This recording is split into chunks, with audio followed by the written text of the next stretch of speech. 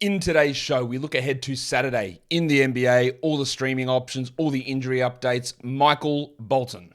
Thanks, Josh. It's Michael Bolton here, and it's time for another episode of the Locked On Fantasy Basketball Podcast. Let's get to it. Let's get to it, indeed. You are Locked On Fantasy Basketball, your daily fantasy basketball podcast, part of the Locked On Podcast Network.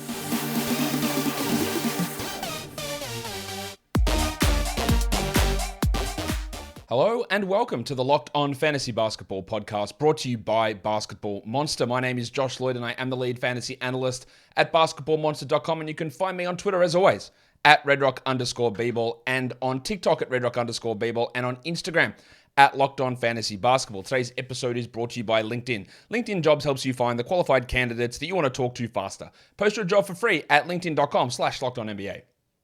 Thank you for making Locked On Fantasy Basketball your first listen every day. We are free and available on all platforms. A reminder, it is January the 21st here, January 20th if you're in the States listening to this, and we have had one trade since the December 15th trade bonanza, and it was Noah Vonleh.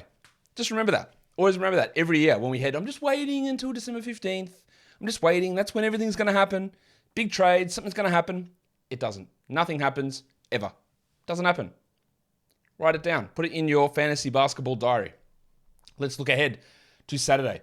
There are 7 games on, so we're going to talk about them right now, Warnie. Let's get it on, Gilly. All right. The first game, the Celtics and the Raptors in Toronto. Boston are 5.5-point favorites, and there's like nobody injured. Delano Banton, the only person on the injury report for either team at the time of me recording this, which for reference is 4 p.m. on Friday. That's the time I'm recording this. There's no one on the injury report. The only person is Delano Banton. So, what does that mean? What are we watching for? Well, there are a number of things. On the Boston side, we saw some real problems for Derek White. Maximum Derek. With a full starting lineup and White on the bench, he just didn't play. He played 17 minutes. Brogdon played 32 and Grant Williams played 12. So when I write Derek White here, I want to see how those three, the key 3 reserves, because let's be fair, we don't really care hugely about Luke Cornett's minutes. The 3 key reserves who have all had 12-team value at points this season, these are the guys that are going to get hurt the most. So are any of them 12-team league guys? I'm going to venture no, outside of streaming. But the Celtics have 3 games in 4 nights. So consider that before you make any moves. And with 3 games in 4 nights, that means there's a back-to-back in there, which is Monday, Tuesday. So Horford's going to sit, and Rob Williams is going to sit one of those, I would guess. Speaking of Big Al Horford, let's watch what he's been doing, because his minutes have pushed up. His production was awesome against the Warriors. He actually played 34 minutes or something in that game. 37 minutes, actually. He's gone over 30 for 6 consecutive games now, Horford, after really struggling for a stretch. His usage is still going to be a problem. Some of the shooting numbers are still rough, but what he brings you is some rebounds and some blocks, some out-of-position assists and threes. There is value in it. It's not for everybody. He's going to, again, miss a game next week, pushing him to a 3-game week, and that can have a problem in head-to-head leagues and in weekly lineup leagues. But he's been playing on a per-game basis better. For the Raptors, this is the 4th of their 5 games for the week. We saw their rotation be all over the place. Boucher out of the rotation. Old mate Joe Wieskamp in. But one thing that has stayed sort of stable is Precious Achiuwa getting 20 minutes off the bench. So is he any use at all in a category league? Probably not. Outside of the back-to-back stream. You know he's going to hurt something, and that's probably going to be percentages, but there can be some boards, there can be some blocks. There is a little bit of use in considering Precious. I'm nowhere near convinced that he's going to be a 12 or 14 team league guy, but he is playing better, and we always want to watch that. Speaking of playing better, Scotland Barnes. Scott Barnes has been much better recently.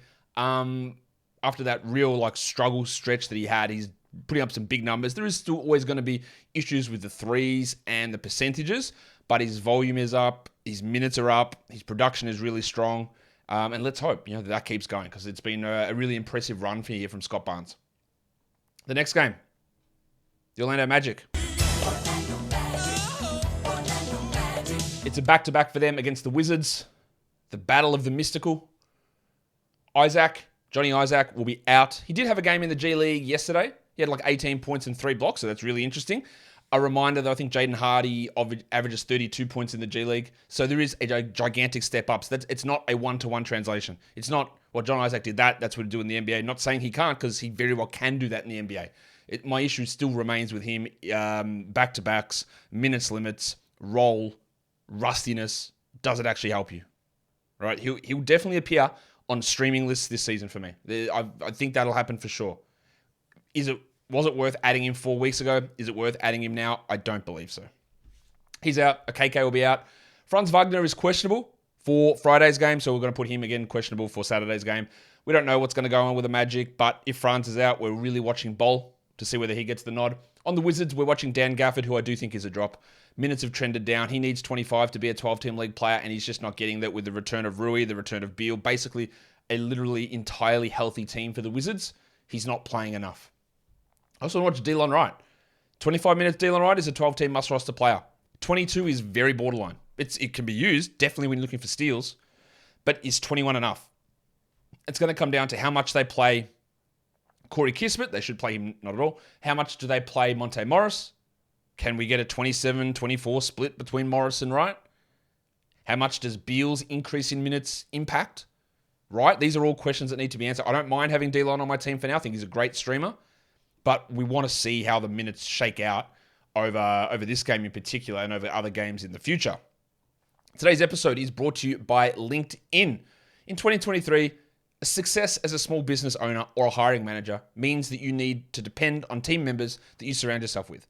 And that means, well, that's why you should check out LinkedIn Jobs. With LinkedIn Jobs, you can hire qualified candidates more efficiently by matching open roles with people who have the skills, values, and experiences to help you achieve your goals. LinkedIn Jobs helps you quickly attract qualified candidates to your open jobs with targeting tools.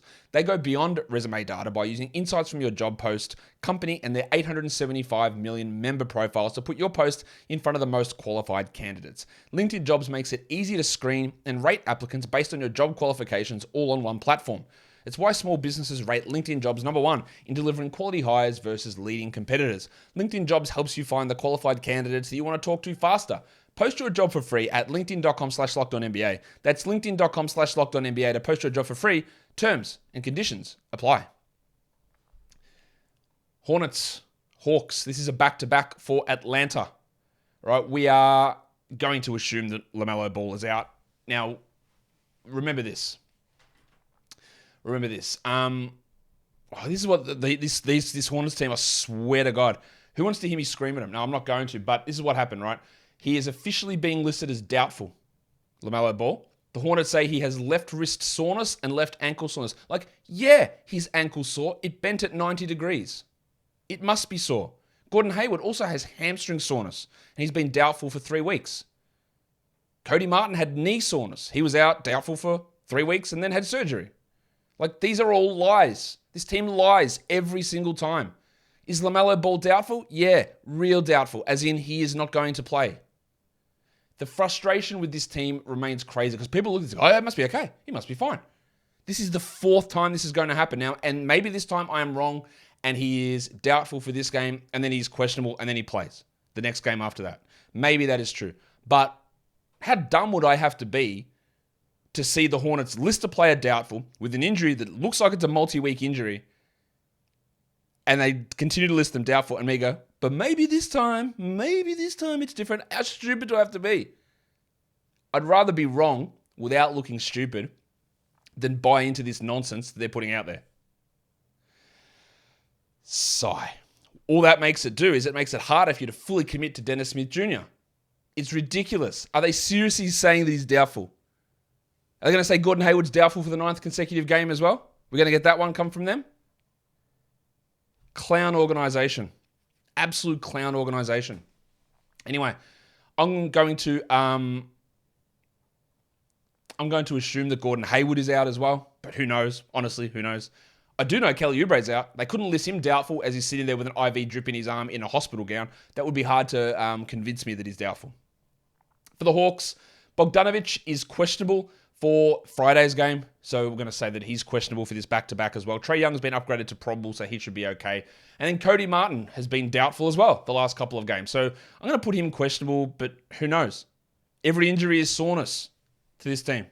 Every injury is soreness. So there's a lot of stuff that can happen here. I do want to watch Dennis Smith because, let's be honest, Dennis Smith is going to play and he's going to play big minutes and he's going to be really useful. Even if it's one game, you go and add Dennis Smith. His bloody face is on the thumbnail of this video and of this podcast. Go and add Dennis Smith. We have no idea how long LaMelo is going to be out. I also want to watch Mark Williams. Oh, hi, Mark. Because last game he was awesome. Yes, it was against the Rockets, and centers put up big numbers against one of the worst defenses in the NBA. And he's done it again against the Thunder where they had no center to guard him. And in the other games he struggled. What I want to watch is the minutes. Does he play over Nick Richards? Does he play 13 minutes? Does he play 17 minutes? I still believe he is a must roster. No. Try that again, Josh. I don't want to confuse with terms. I believe he is a guy that probably should be on a roster as a luxury stash for the next 3 weeks until the trade deadline. And then even after that, to be honest, a common sense organization would limit Plumlee and give him more minutes in, say, March, but they won't. They won't do that until April, I would guess. So we're watching this, and we're watching Mark Williams, and we're watching his role, and we're watching LaMelo Ball's doubtful ankle. Let's go to the next one. It is the Bucks and the Cavs. The Cavs are on a back-to-back here. Dean Wade and Dylan Windler will be out. For the Bucks, they're listing Yanni as questionable. I don't have a listing on Chris Middleton, but Shams has been reporting for about this whole week that the target is for Middleton to play on Saturday. We haven't heard that yet, but that's the likelihood. The Cavs listed Mitchell as questionable for Friday with his groin strain. Seems too early. So if he is out on Friday, I would have to suspect he's a big chance of being out Saturday. If he plays on Friday, he's almost definitely out on Saturday. There's no way, but teams are idiots. There seems no way that he would come back from a groin strain and play a back-to-back straight up. It seems insane to me. So we'll see what they do. But at this point, I'm currently listing him as questionable. For the Bucks, Grayson Allen has put up some pretty strong games the last 2. I am very highly skeptical that he can do it if Yanni and Middleton both play, and I expect them to. I also want to watch Joe Ingles because he played like 31 minutes last time we saw him. What do they expect him to do? Where do they expect him to fit when the team is healthy? 27 minutes off the bench, 10 points, 2 threes, 5 assists. That's actually useful for fantasy. Or 20 minutes a night, 6 points, 2 assists with Giannis and Middleton and Drew doing all the ball handling. It's a really big question. And there is a chance that he does become a 12-team league guy at some point, Joe Ingles. He's not quite there yet. But if Middleton and Yanni are out, then yeah, we are going to fire up Joe Ingles in this game.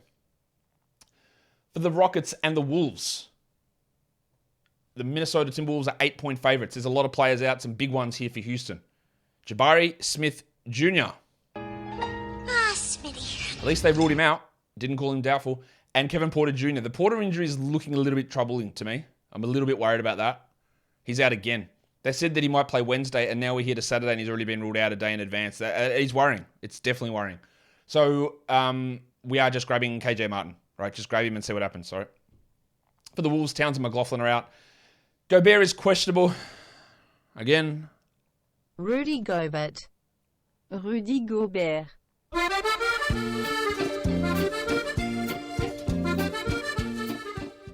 Okay. He missed the 2 games, the Wednesday, Thursday, back-to-back.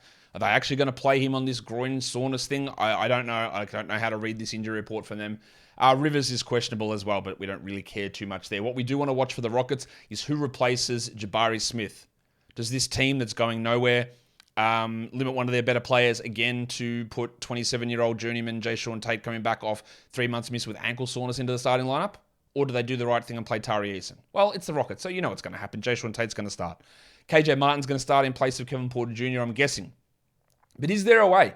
Because Tari Eason has played almost exclusively as a power forward this season. Remember that. Jayshawn Tate, point guard. Tari Eason's played exclusively as a power forward this season. Is there a way to get him to 25 minutes? And I would have to say maybe, possibly. And if we're going to add him, this is the time to do it. I don't think that Jabari Smith's injury is going to cost him the season. It might not even cost him a week. But there might be a chance here. Like Eason in 26 minutes could push top 80, top 90. He could also still just play 20 minutes and Tate plays 30 and we all sit here and go, what is wrong with this guy? And we go, I know what's wrong with him. It's a bad owner, bad coach, maybe bad GM. So let's watch that. Let's watch Tari Eason because there is an opportunity. It probably won't get realized. I also watch Jalen Green because he's been poor from a fantasy perspective. Last game he was great. Can we get a modicum of efficiency? Can we get some defensive stats? I'm going to hold my breath on both of those things, but we did see some real encouragement last game.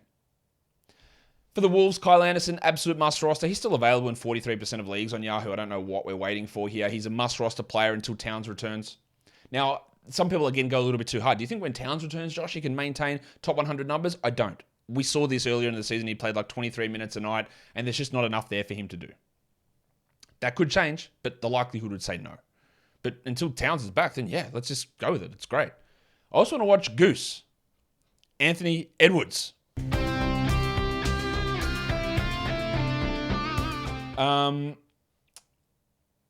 Yeah, look, he's been... I'm a bit worried about his hip injury. The efficiency has been a little bit up and down. I like the ball handling. I like the running as a point guard. But I am just worried about the overall lack of improvement in efficiency and the fact that this injury seems to be impacting him. I don't think we're going to be getting him out for the season or anything like that, but I am genuinely concerned about that injury and what impact might happen down the track here. Today's episode is brought to you by Built Bar. It's the new year. It's 2023. And we all love delicious treats. Nothing's changed. In 2022, what did we love? Delicious treats. In 2023, we also love delicious treats. But maybe, just maybe in January, we sit here and go, yeah, delicious treats, but I don't want to be a fat bastard. Like, I want to have these things with low calories, high protein, and great taste. And amazingly for me, Built Bar delivers exactly that. These things taste great. They're covered in 100% real chocolate, and they deliver high doses of protein straight down your gob. So, Built Bar, I've been telling you for years, go to Built.com, order yourself some Built Bars, and that's still true.